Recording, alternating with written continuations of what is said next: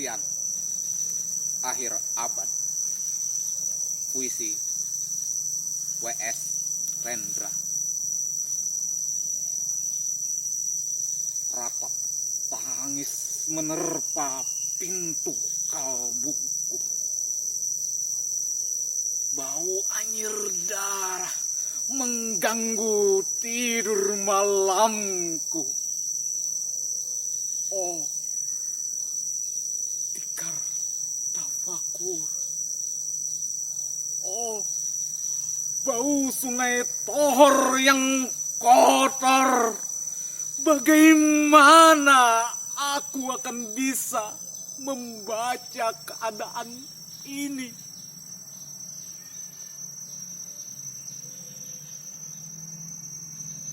Di atas atap kesepian, nalar pikiran yang digalaukan oleh lampu-lampu kota yang bertengkar dengan malam.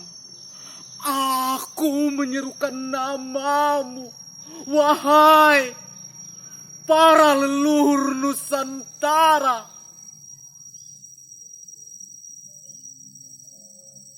Oh Sanjaya, leluhur dari kebudayaan tanah.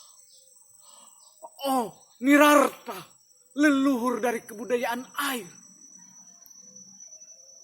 Kedua wangsamu telah mampu mempersekutukan budaya tanah dan air.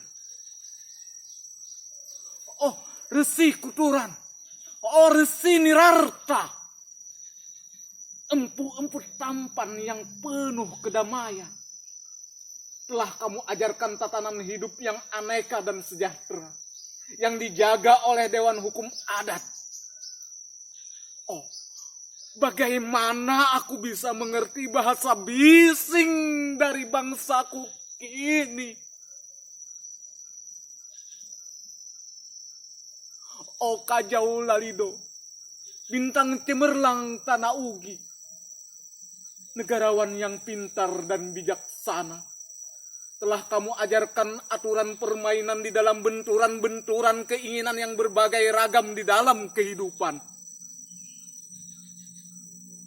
Ada, bicara, rapang, dan wari.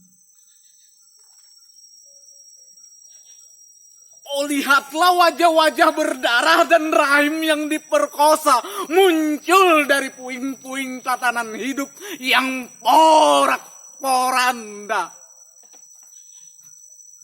Kejahatan kasat mata tertawa tanpa pengadilan.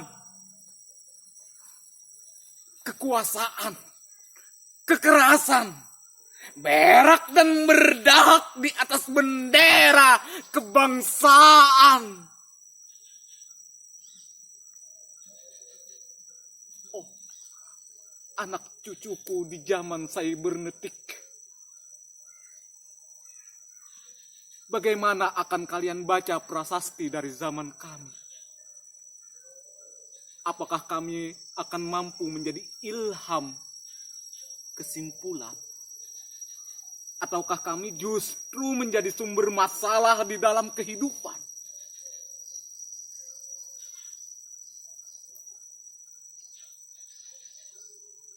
Dengan puisi ini, aku bersaksi bahwa rakyat Indonesia belum merdeka. Rakyat yang tanpa hak hukum bukanlah rakyat merdeka. Hak hukum yang tidak dilindungi oleh lembaga pengadilan yang mandiri adalah hukum yang ditulis di atas air. Bagaimana rakyat bisa merdeka bila polisi menjadi aparat pemerintah dan tidak menjadi aparat hukum yang melindungi hak warga negara? Bagaimana rakyat bisa merdeka bila birokrasi negara tidak menjadi aparat rakyat, melainkan menjadi aparat pemerintah yang berkuasa? Bagaimana rakyat bisa merdeka.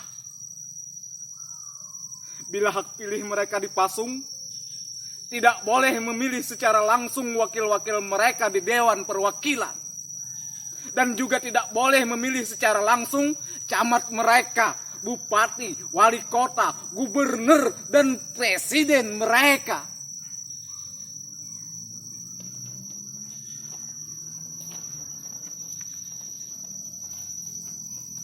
Dan partai-partai politik menganggap rakyat hanya abdi partai yang dinamakan masa politik partai, kaula partai, atau hamba partai. Bagaimana rakyat bisa merdeka bila pemerintah melecehkan perdagangan antar daerah dan mengembangkan merkantilisme Dendels sehingga rela menekan kesejahteraan buruh, petani, nelayan, guru, dan serdadu berpangkat rendah?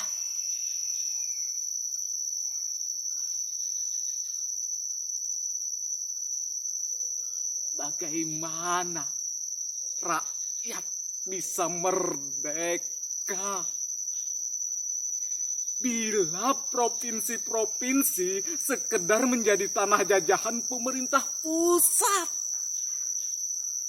Tak boleh mengatur ekonominya sendiri, tatanan hidupnya sendiri, dan juga keamanannya sendiri.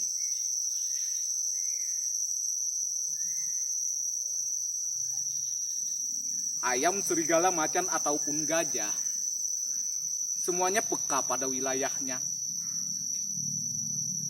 Setiap orang juga ingin berdaulat di dalam rumah tangganya. Setiap penduduk ingin berdaulat di dalam kampungnya. Dan kehidupan berbangsa tidak perlu merusak daulat kedaerahan.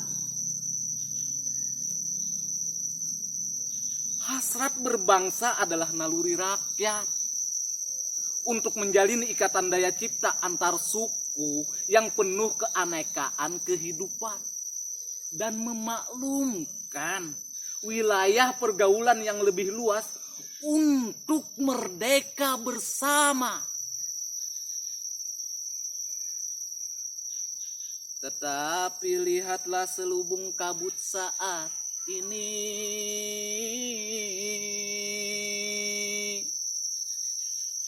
Penjajahan tatanan uang, penjajahan modal, penjajahan kekerasan senjata,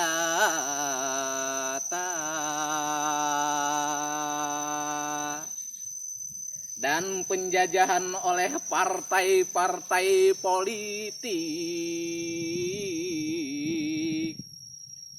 masih merajalela di dalam negara.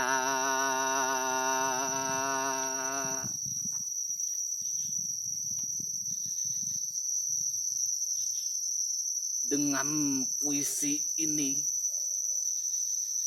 aku bersaksi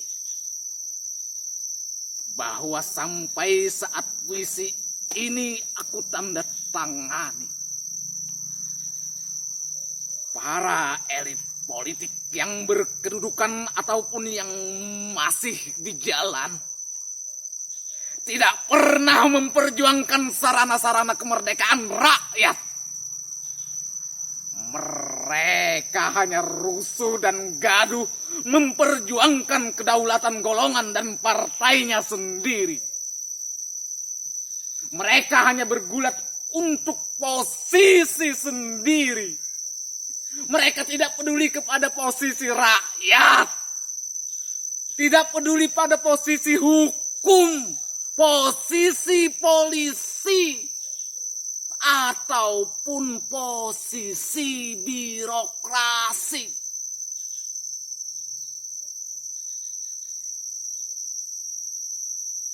Dengan picik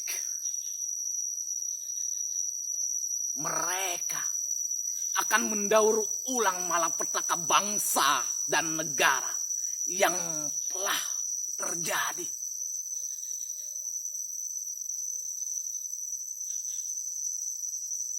Oh,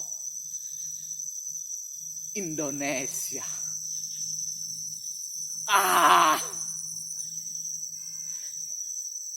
Indonesia. Negara yang kehilangan makna. Rakyat sudah dirusak asas tatanan hidupnya. Berarti sudah dirusak dasar peradabannya. Dan akibatnya dirusak pula kemanusiaannya.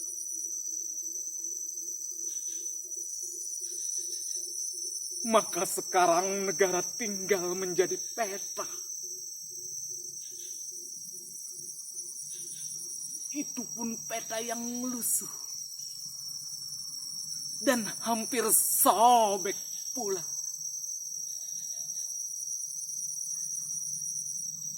Pendangkalan kehidupan bangsa telah terjadi. Tata nilai rancu, dusta, pencurian, penjarahan, dan kekerasan halal.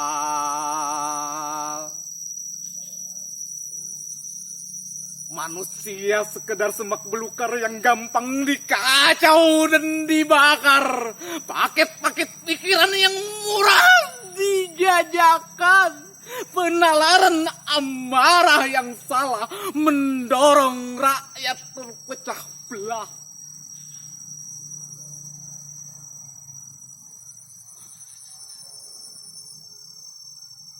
Negara tidak mungkin kembali diutuhkan tanpa rakyatnya dimanusiakan. Dan manusia tak mungkin menjadi manusia tanpa dihidupkan hati nuraninya. Hati nurani adalah hakim adil untuk diri kita sendiri. Hati nurani adalah sendi dari kesadaran akan kemerdekaan pribadi. Dengan puisi ini, aku bersaksi bahwa hati nurani itu meski dibakar, tidak bisa menjadi abu. Hati nurani senantiasa bisa bersemi meski sudah ditebang putus di batang. Begitulah fitrah manusia, ciptaan Tuhan yang Maha Esa.